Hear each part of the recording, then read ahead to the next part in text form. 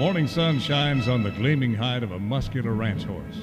The aroma of bacon and coffee drifts from the wood cook stove at a cow camp. Silver spurs jingle as the men and women of the West get set for another day in the saddle. From the heart of Canada's finest ranching country, this is the Spirit of the West with rancher and horse trainer Hugh McLennan and his collection of music, poetry, and conversations with the folks who live and work with horses and cattle in the Spirit of the West.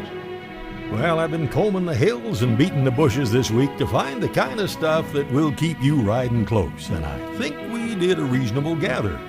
Baxter Black reports on a young female veterinarian who showed up to treat a couple of horses that belonged to a very wealthy young couple who didn't know much about livestock. She stepped around the door to be met by Whiskey, dragging the good doctor down the hallway by a Carhartt leg. In the Cowboy Poetry Spotlight, let's say you just bought a load of orphan calves and somebody rustled them before you got them branded. The brand inspector on the phone said brands would prove them as her own, but they were slick.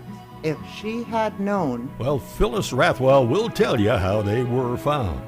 And we try to keep it positive, but the Rangeland News has to be accurate. Given the very low prices for cattle recently, that also suggests that producers might be holding some cattle back from marketing. On the Urban Saddles and Western Wear Horse Training file, I'll offer some tips to make it much easier on your horse if you're working in the branding pen. And this week you'll hear from a great cowboy from Arkansas. His name is Rick Wheat. When I drove into the town in Georgia, the big sign said, "Welcome All Girls Rodeo." Did not know what I was getting into. And after I spent about 3 days hanging around him, Billy says I was starting to pick up his accent. Oh yes, and the Western Spirit Band will be featured with the soundtrack from a video we put together last week, and we do have a good couple of branding songs like this one today.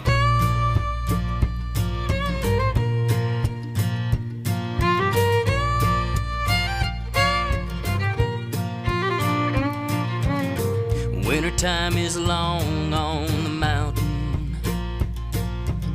Snow flies for 9 long months a year. When the warm south wind blows, every cowboy knows spring around up time is finally here. So call the boys at the Big A-double-L. Call Mike and Jeff and Jason and the crew. Come the break of dawn, we'll be saddled up and gone. 600 head for the day is through. 'Cause there's nothing like the Wasatch in the springtime. Nothing like the freedom in the air. And there ain't nothing better than dragging calves to the fire. And there's nothing like the smell of burning hair.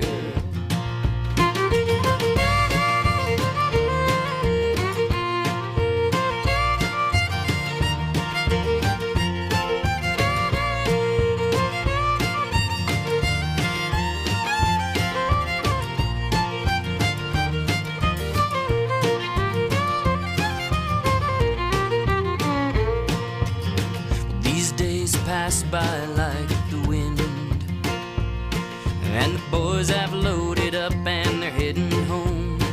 But come this time next year, you can bet they'll be right here until the cattle and the West are dead and gone. 'Cause there's nothing like the Wasatch in the springtime. Nothing like the freedom in the air. Nothing better than dragging calves to the fire. And there's nothing like the smell of burning hair. No, there's nothing like the smell of burning hair. Nothing like the Wasatch in the springtime. Well, that brings back a lot of happy memories of early in the morning heading down the highway with a good horse in the trailer, going to a community branding or neighborhood branding somewhere. That's, of course, Brent Hill. Well, Rick Wheat is, he's been a cowboy, rodeo competitor, well-respected pickup man, and an inventor. I first met him in Vancouver, Washington, and he was doing a colt starting competition. I was doing the commentary, and after listening to him for a while, I knew he'd make a pretty interesting guest. Well, Rick, we've been having lots of fun here at the Trainers Challenge, and it sort of makes me think you must have a pretty interesting background in the whole world of horses. Where did it all start for you? Tell me a little bit about your early days. Well, actually, my horses started when I was very young. My dad and mom owns a ranch down in Missouri. And my first cousin is Ralph Wheat. He's in the Cowboy Hall of Fame. He sat second in the world behind Jim Shoulders. Taught me a lot about riding horses. And it's been a great ride. I've had a good time. I've met a lot of good people. But the real interesting part is all the interesting people you meet. You know, that's a great thing. Isn't horse people great? You know, we find that we're so blessed to be in this world of horses, cattle, and the people that go with them, because it's just such a peaceful place to be. Now, you had some background in rodeo yourself, I think. How did that go? Yes, sir. I was a bareback rider and saddle bronc rider, and got pretty good at it, I guess. Done okay, made a living. And then I actually produced rodeos for a while. Made Producer of the Year in the NCRA, which is down in the southern part. That was in '93. Sold out, decided I would do this for a living, you know, basically. And so patented my product, and here I am. I don't think it was quite that simple, because you could not get to where you can work that magic with these young colts without quite a big learning process, I would think. Well, yes, sir, I have, Hugh. I run several barns. I worked on Buena Vista Ranch. And, you know, I don't know if you're familiar with them or not, but if you don't ride a colt in every hour, you have a brand new area code, you know. They send you right on down the road. And so this is where I got a lot of my experience. I've run training barns. I've been basically all over the country working in different barns. And, you know, like they say with the cowboy hat, if that's what you wear, that's usually the only roof you ever have. I've worked on ranches in Kansas, Oklahoma, Texas, all around. I've used to make my living feedlots, driving cattle. You know what people love to hear are any stories, anecdotes, vignettes you might have from those years that you can recall. You know, sometimes when fellas are sitting around waiting for a liner to come and pick up a load of steers or something, the stories come out. And they'll be saying, "Hey, Rick, do you remember the time that we were caught way out there in the cedars and that thunderstorm hit and our horses broke loose or something?" You got any favorite stories like that you can share with us? Why, you bet I do. And if you'd like to hear it, well, stay tuned. It's a pretty good one about what happened to Rick when the cow boss assigned him a horse that nobody wanted to ride. And then you'll hear the Western Spirit Band and our song about a horse kind of like that, when the Spirit of the West continues right after this. Welcome back to the Spirit of the West. So, Rick Wheat had a story that I thought you might enjoy. You got any favorite stories like that you can share with us? Why, you bet I do. I went to work for this one ranch, and this guy's really great. His name was Lester Clark. I hope he's still alive. I hope he listens to your show. Wonderful individual. And I went to work there that first day, and these guys all told me, they said, you know, you get to ride Booger. And I thought, well, you know, that'd be okay, you know, who knows? You know, the new guy always gets the worst horse. Big Dun Gilden stepped up on him, got my saddle on him, we all rode away. Everybody was kind of snickering and giggling. And rode old Booger about a quarter of a mile from the house, and this rascal come apart. I mean, he did come apart. The only thing I could do is hold on, just hope I could make it. He made a circle and ended up back at the barn. Nothing I could do about it. So Booger and I come to a great understanding there at the barn. I caught up with the rest of the guys, and we went ahead and gathered cattle that day, and I rode Booger all day. Mr. Lester Clark told me, he said, he's a trick horse, said you don't have to ride him. I said, I want to. So I ended up working on that ranch for most of the summer, and Booger and I become great friends, and along with Mr. Lester Clark, and he's a great individual. And all of those things like that, you know, it's not about the money, Hugh, as you well know. It's about the experiences and watching the sunsets and, you know, getting cold and getting warm again and, you know, getting wet and drying off in the sun. There's riches in this way of life that we're blessed to live that you can't count economically, but they're sure there. And if you've never seen a bunch of cows going along a trail with the sun coming up in front of you and that dust rising off the trail and making streaks through there. Every calf with every cow drifting along, and that feel of your horse working just right, and you're right there in harmony. You know, I guess that's why we keep cowboying. You know, the good Lord blessed us cowboys. He blessed us dearly. You know, we have the sunset, we have the sunrise, we have the warm wind in the summertime. You know, it's a great feeling. It's a great, great thing to be Christian and be a cowboy. Well, we are going to bring back another one of Rick's really interesting stories, but that horse Booger kind of reminded me of another horse. And, I hope you've had a chance to see and hear some of the terrific homebound sessions that our pal Tom Cole has been producing for YouTube and Facebook. Now, Tom, besides being a wonderful singer and songwriter, is pretty much of a technical genius. And during this period of self-isolation and quarantine, it's been kind of hard to get together with my Western Spirit Band since little brother Jim is in Turner Valley. Uncle Mike Daggart is up in Cold Lake, Bo Hughes, super steel player, is in Salmon Arm, and Tom's in Fort St. John. But we did, and here's the way Tom set it all up on Homebound Concert number 3. And right now we have a special guest today, extra special, and it's we're trying to get Hugh McLennan from Spirit of the West radio show online there. And are we connected there, Hugh? Well, I can hear you. Actually, I could even hear you doing that song, Tom. And, wonderful! Man, I love that one. Can you hear me okay? Yes, I sure can. So and I know you're probably just setting up. Well, and I'm thinking you have a nice surprise for us today with the song there. A few years ago, and when you buy a horse at an auction, not too long before you find out why somebody sold him. Mm-hmm. So with the help of a guy by the name of Jeff Dawson, this is kind of Blazer's song. If I can figure out how to open it up here. You ready? Mm-hmm. You bet. Okay, Take it away. Boys ready? Am I ready? Let's try it.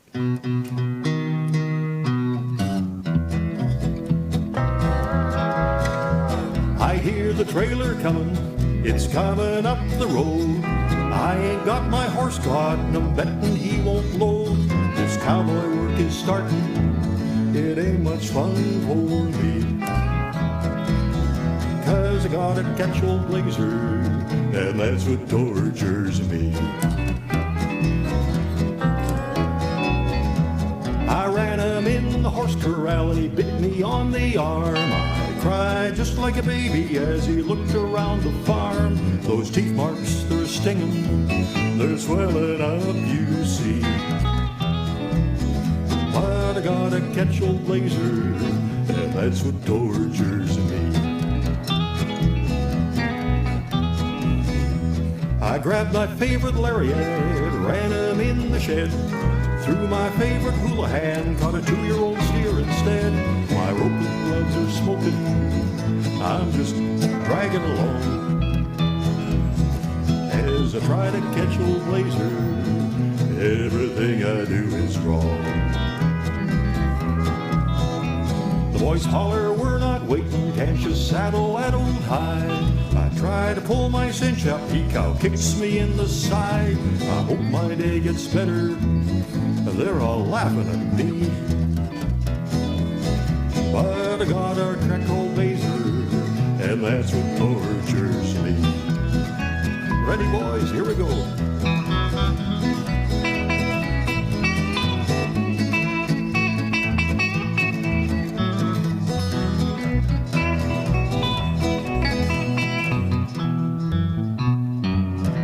Was I speeding up there? Oh well, they'll catch up. I bet there's rich folks ranching on some horses that are swell. If they had to ride old Blazer, they wouldn't like it near as well. I hope my day gets better, now he's bucking with me. Well, I'm trying to ride old Blazer, but he's a torturing me. Well, Blazer, don't quit bucking till he gets me on the ground. I hit and roll, hope all the cattle go around. I hope my day gets better, I don't want to get trampled, you see. Well, I guess I'll sell old Blazer. They have a horse auction coming up at the Innisfail auction market pretty soon. What do you think I'll get for him? Maybe 50 cents a pound. And he'll quit torturing me. Okay, boys, let me finish this.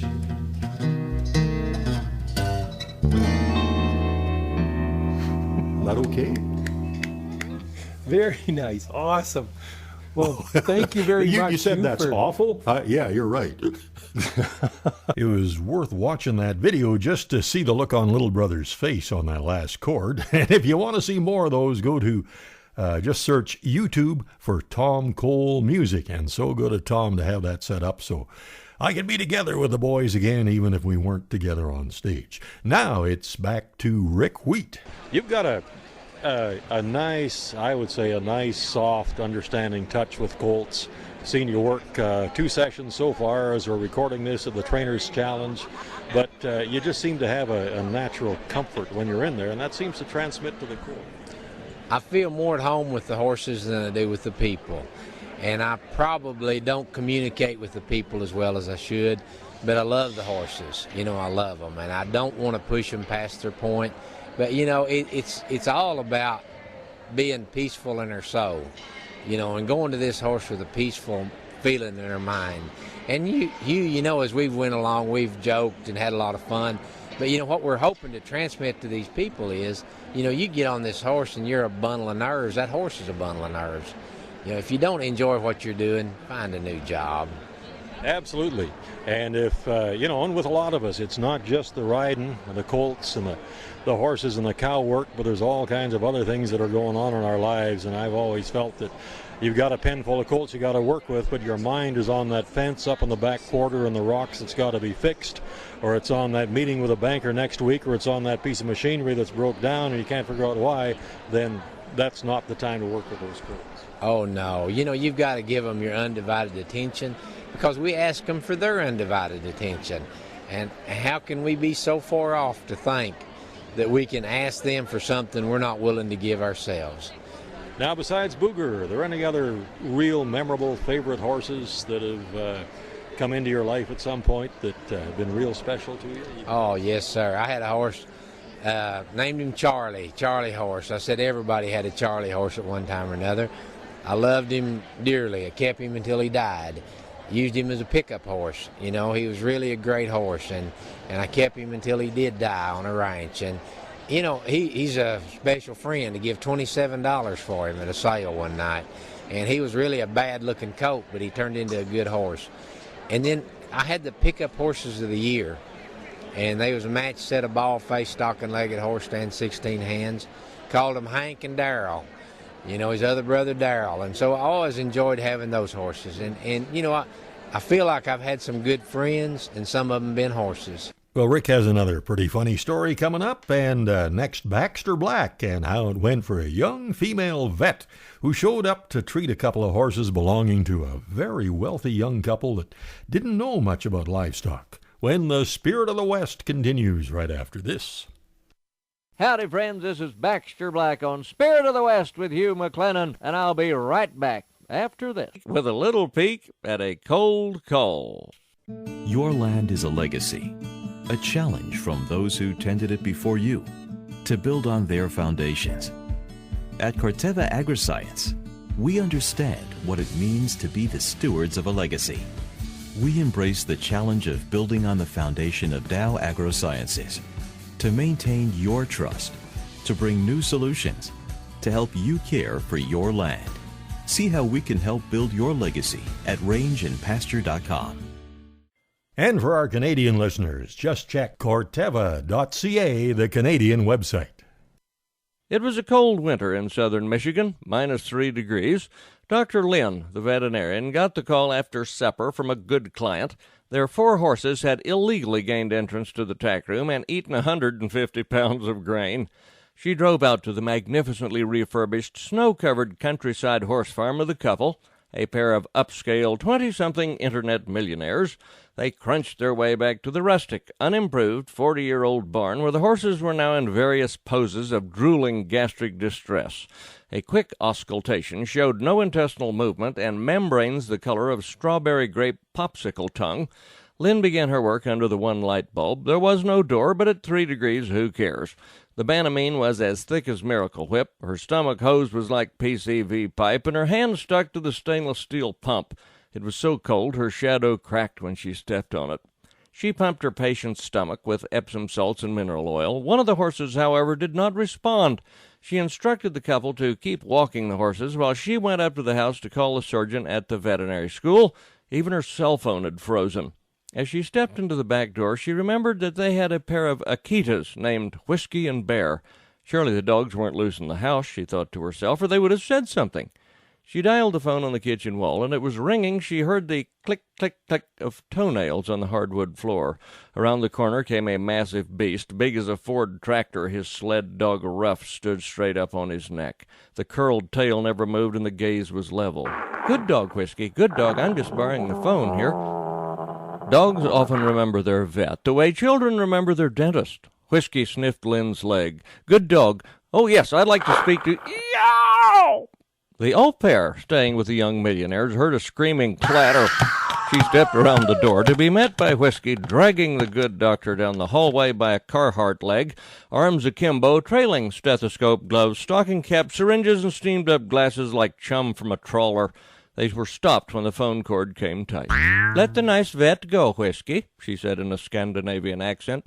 "She's only trying to help." This is Baxter Black on Spirit of the West with Hugh McLennan, brought to you by Corteva Agri-Science. Well, just ahead of the Rangeland News, to introduce a song from Tom Cole, here's a phone message I got a while back, and it's not the only one like this.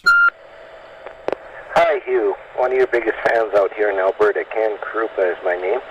I wanted to ask you if you know where we can get any of Tom Cole's recordings, if he's got some out. I think that guy is just fabulous. Anyway, I love you much, and take care out there. Bye. And the easiest way to get Tom Cole's great music is just go to his website, tomcole.net. That's Tom, C-O-L-E.net.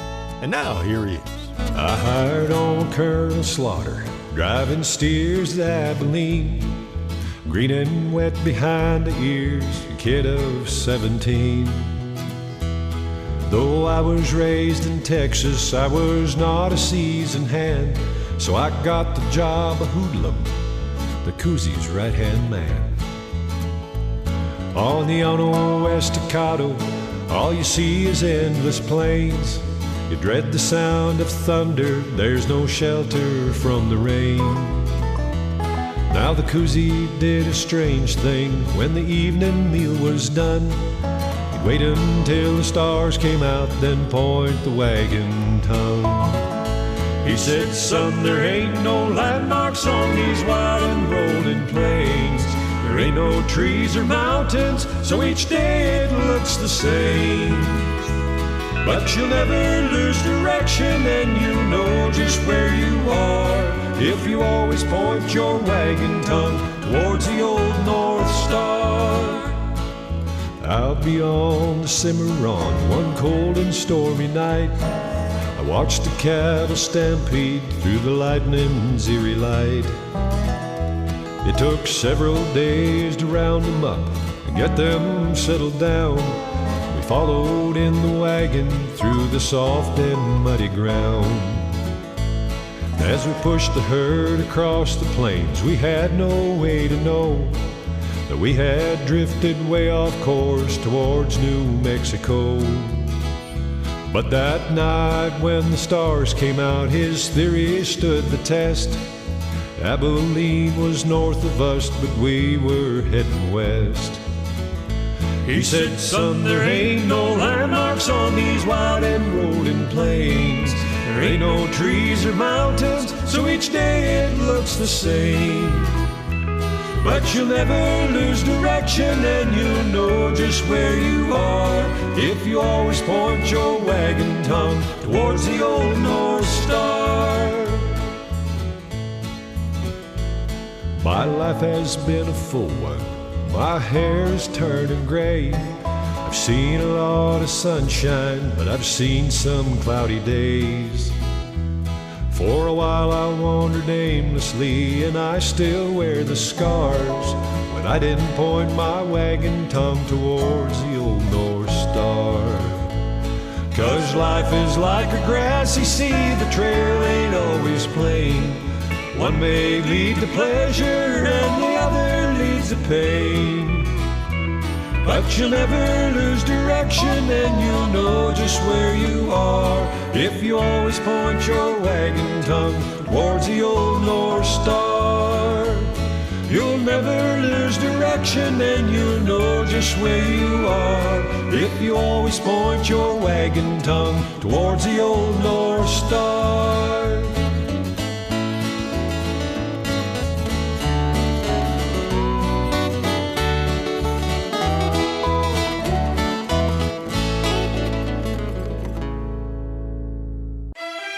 The Rangeland News from the Spirit of the West. A roundup of issues and events from the world of agriculture. At the top of page 1, it says, it seems the relationship between live cattle prices and retail beef prices fluctuates at times, and at other times reflect each other. And with more on that, here's USDA reporter Stephanie Hope. World Ag Outlook Board Chair Mark Jekanowski points to anticipated production changes for the meat sector. Our beef production forecast, we pulled back a bit, mainly based on lower steer and heifer slaughter. And given the very low prices for cattle recently, that also suggests that producers might be holding some cattle back for marketing. He says USDA has increased its pork production numbers a little bit. Broiler production, we pulled back quite a bit this month, and this is after several consecutive months of increasing our production estimates for broilers. But again, this time around, just given the real collapse in demand, especially at the restaurant and food service level. Meanwhile, he says a decrease in demand is affecting prices. It's showing up as a pretty large reduction compared to last month. And also, these prices are down quite a bit year over year if you look at 2020 compared to 2019. And that's the same for broilers, steers, and hogs. This is Stephanie Ho for the U.S. Department of Agriculture in Washington, D.C.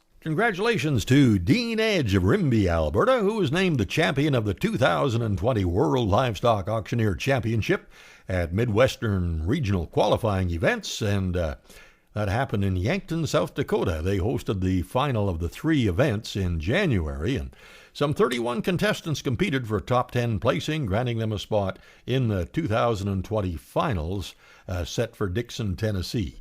And Dean has competed on and off since 2002, and he was the reserve at the 2019 championships and made it to the top 10 in 2018.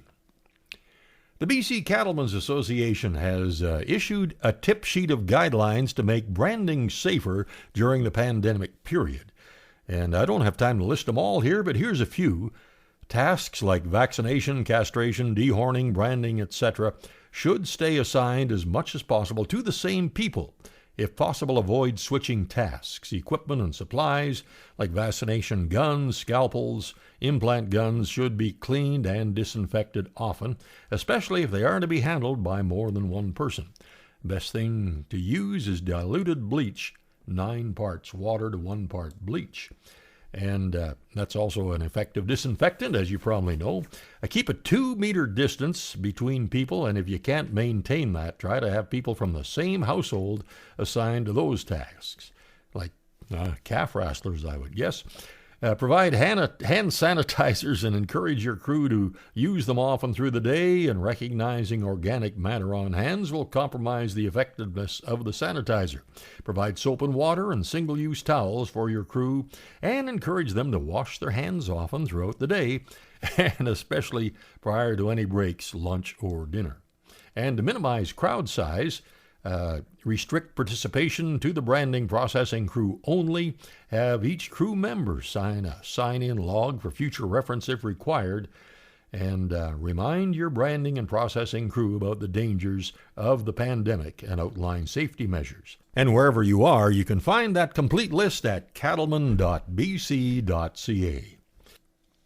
Curtis McAleer of McAleer Ranching, part of that very successful Integrity Speckled Park sale, passed on some sad news. Cowboy and cowboy poet Gord Allen passed away during Cowboy Poetry Week. And here's a bit of what Curtis said in his email. Hi again, Hugh and Billy. It seems fitting that Gordon passed away during Cowboy Poetry Week. I believe it was 2 years ago he performed at Maple Creek, and one of the poems he did was Top Hand. His wanting to do this one was twofold. The first, I'd say, is he met the lady that wrote it, whom you had on your program back on January 2nd, and that was Georgina Sicking, I believe. And I was having those issues with that horse that I was telling you about, so I went to Vern Ballantyne, and I said, Vern, you've seen me ride. And before I could say anything more, Vern says, yep, and it amazes me that you get anything done. He says, Vern treats me like a younger brother. Now, the point is, of this is I told Gord, and he got a great laugh out of it.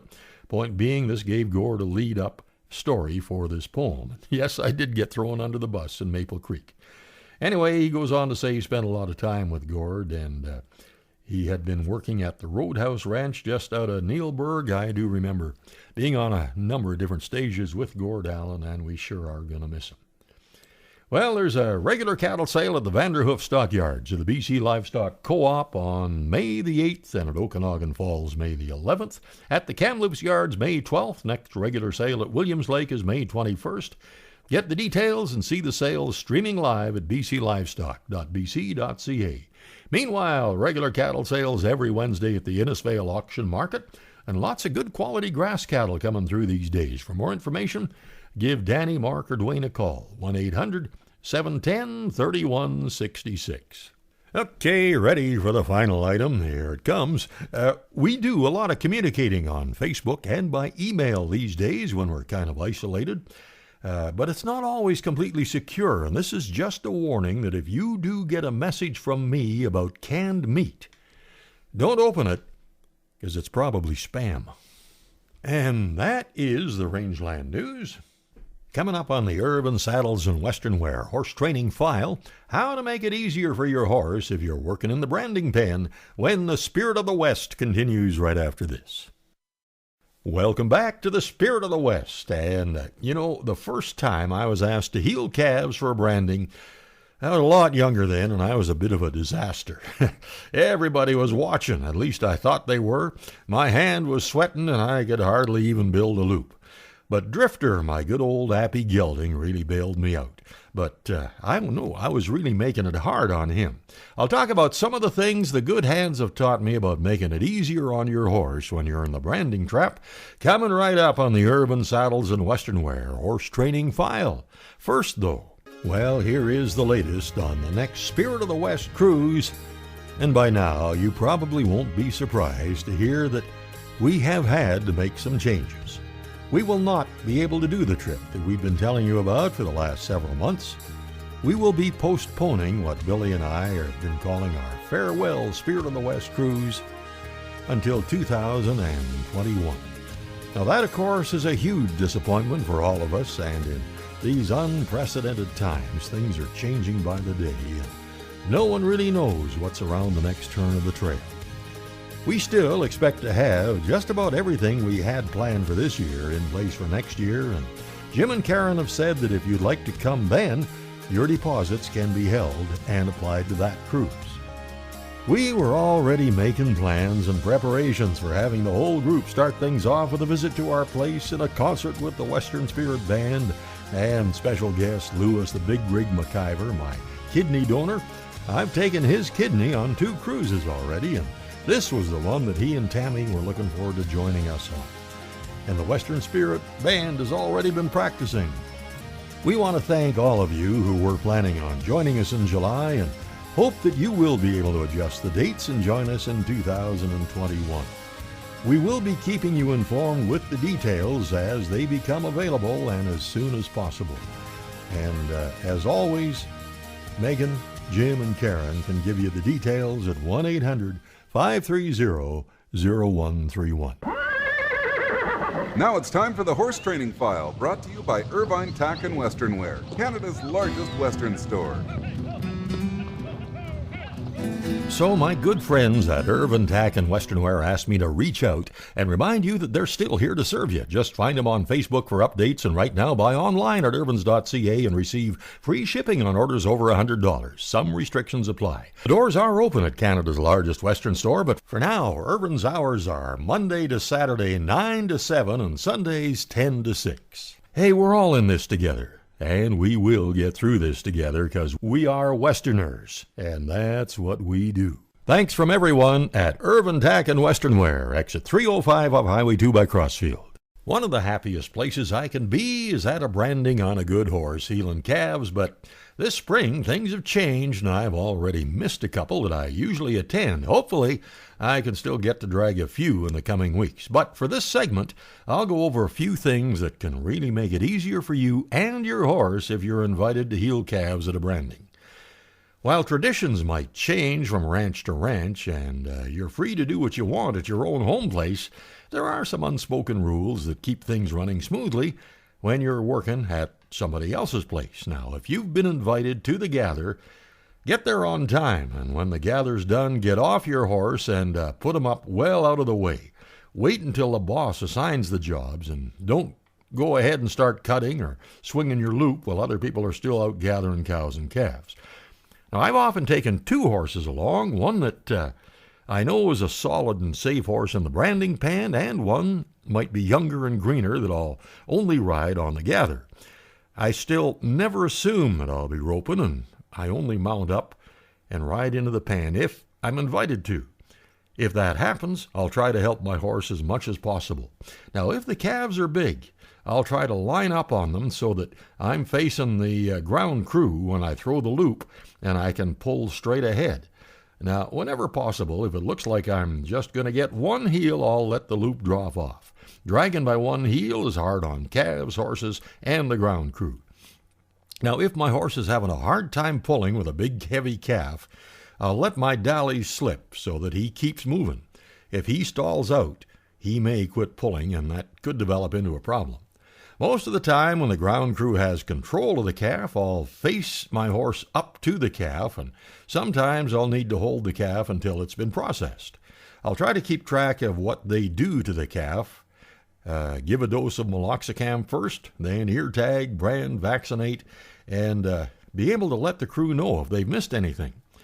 Now, once they're done, they step back, I just slip my dallies, and the calf gets up, spreads my loop with his hind feet, and heads right back and finds his mom. And before I even coil my rope, I make sure I take a moment to let my horse know he's done a good job. Now, I always try to keep track of where the other ropers are and stay well out of their way, and if I can, help them set up a shot if possible, and then pass on a little compliment once in a while when they make a nice catch.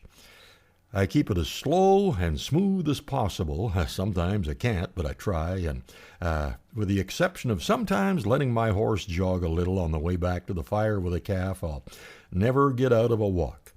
Now, I've made more than a few mistakes in the branding pen, like accidentally catching a big snorty cow by the head in my loop, or having a calf on one heel run around the branding table that was holding the tiger torch, knocking it over and setting fire to the corral rails, but they still fed me when the work was done. And for Irvin Saddles and Western Wear, that's the horse training file. Something that keeps our horses fit and looking really good, I think, is that daily feeding of Hoffman's Horse Ration. You can find out what's in it and how it works at hoffmanshorseration.com. Boy, there's been some great songs written about branding in the spring. Well, I guess maybe they were written in the spring, maybe some other time. Songs like Brand Hill's Burnin' Hair that we opened up with today. And here's another one written by Rex Allen Jr., and it was one of the few times that his dad, old Rex Allen Sr., joined Jr. in the recording studio.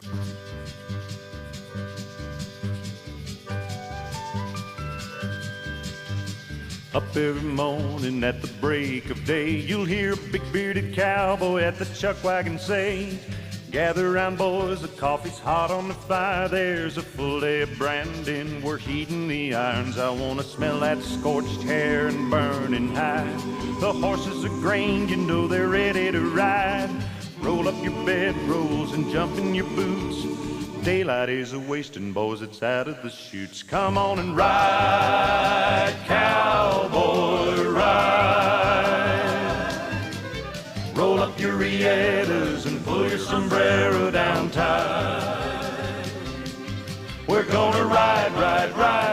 trail will wind. You better drive, drive, drive, or we'll leave you behind. Come on and ride, ride, cowboy ride. Cowboy ride. It's a beautiful morning and you've had a good rest. You ropers get ready to be at your best. Let's saddle them ponies and tighten the cinch. Pull on your gloves and take your hat off the fence. We'll get the cattle to market, and after they're sold, you can all let your hair down, get lazy or bold.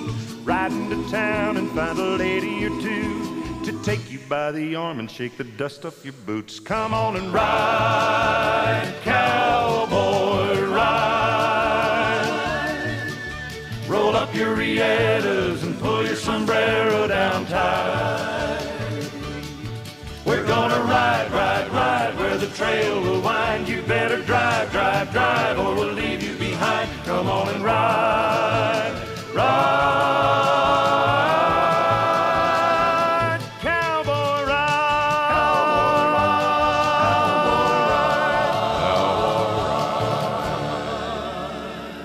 ride. Rick Wheat was well respected in the Southeast as both a rodeo bronc rider and a darn good pickup man, and oh boy, he's got the stories to prove it. Any rodeo wrecks or stories or other incidents that come to mind? Oh, yes, sir. I've had lots of those. Pickup man's job is something that is really tough, but they make it look so easy. To me, when I go to a rodeo, I just as soon watch the pickup men and their horses as anything else is going on in there. They're the real cowboys.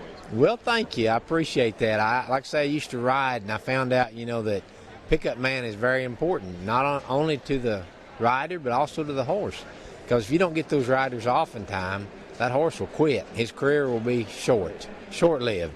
And you got to get that flank off. And if you ride in there with an old horse that won't even get into a bucking horse, it's well to stay at the house, But you bet, I did a rodeo in Georgia one time, and this guy sent me there and did not know where I was going to. When I drove into the town in Georgia, the big sign said, "Welcome, all girls rodeo." Did not know what I was getting into. They had a rule that you had to ride to both a rough stock, one bull, one horse, and then you could do the timed event things. This one young lady, she was riding a bareback horse, and it was a runaway. It wasn't a bucking horse, it was a runaway. And so we headed out, and she come to me and she said, "Just get me off any way you can. I don't even want it." All she had to do is just ride. So as we was going around through there, I went to her after the whistle went off. We was flying. Rode up beside her, she had froze. Worked her hands loose from the rigging, she grabbed me around the neck. We ended up staying on, but I've never forgot it yet, because the ground was going by real fast and we was hanging on for everything we had. But, it's been a great life. It's been good. And I asked my kids, I said, when I die, I want you to write on my tombstone, he had fun. And just one more question. Where can folks learn all about your invention, the Novell headstock? When I patented the thing, what happened, they said, think up a name that nobody's got. And, of course, a nose oval is what I wanted to call it. And so they actually shortened it down and called it Novel with a little different spelling, just so that I could patent it. Very good. Well, Rick, thanks for doing this, and we'll see you in the round pen in an hour or two down there. Oh, thank you so much, Hugh. It's been my great pleasure. And we just hope everyone out there enjoys their horses. I still have that Novell headstall that Rick presented me with way back then, and you can find out all about them by searching for Novell headstalls, and you spell it Noavl, or just look up Rick Wheat on Facebook, and he's still making them. For this week's classic song of the West, we'll go back to one that often comes to mind when I'm out on a quiet ride with just my horse on a secluded trail somewhere way up in the beautiful summer range that surrounds our place. Bob Nolan wrote it with some help from a country music superstar, and it's coming up along with the Cowboy Poetry Spotlight when the Spirit of the West continues right after this. Welcome back to the Spirit of the West. Bob Nolan has at times been given credit for composing this classic song of the West that I pulled out for this week, and for a long time I thought he had. But I have been told by folks who knew him well that he held Marty Robbins in high regard as a songwriter, and the two of them became close friends. And what I was told, if I can remember, is that the two of them were out for a drive, and Marty sang Bob a song that he'd recently written. A beautiful song that immediately captivated Bob Nolan. And Marty was having a little trouble with the lyrics for the second verse. So Bob made a suggestion, and Marty incorporated it into the lyrics of the song, Man Walks Among Us.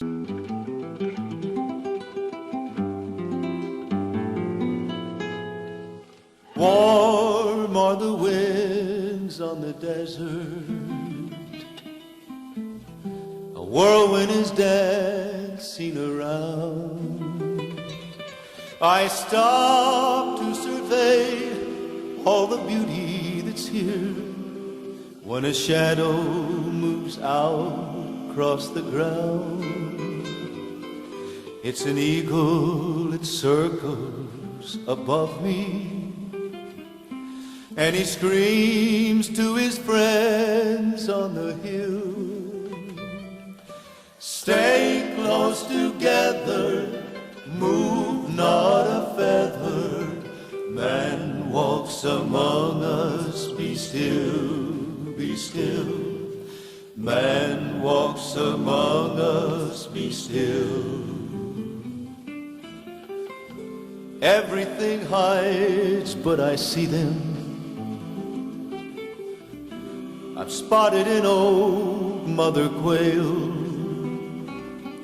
I look close and see, looking right back at me, the eyes of a young cottontail. I see a coyote sneaking as he crawls through the brush on the hill. And the eagle screams down, stay close to the ground. Man walks among us, be still, be still. Man walks among us, be still. 20 feet high in the side of a cactus, I see a hole where the butcher bird stays. If mortals could choose, and if heaven should ask us, here's where I'd want to spend all of my days. Soon will be gone all the desert. Cities will cover each hill. Today will just be a fond memory. Man walks among us, be still, be still. Man walks among us, be still. In the Cowboy Poetry Spotlight this week, some great detective work from a ranch wife after her orphan calves had been rustled. Phyllis Rathwell has the story. Well, 3 times each day without fail, Peg fed her bum calves from a pail. 5 orphan blacks bought at a sale. She raised some every year. She'd clang that old milk bucket hard. They came tearing in the yard and nuzzle her in sweet regard. She'd scratch behind their ears. Then early one day in the fall, her bum calves were gone, one and all, gone from pasture, yard, and stall. Her calves had disappeared. Peg found where her fence had been cut. No proof who'd cut the wire, but she had a feeling in her gut. Rustling was what she feared.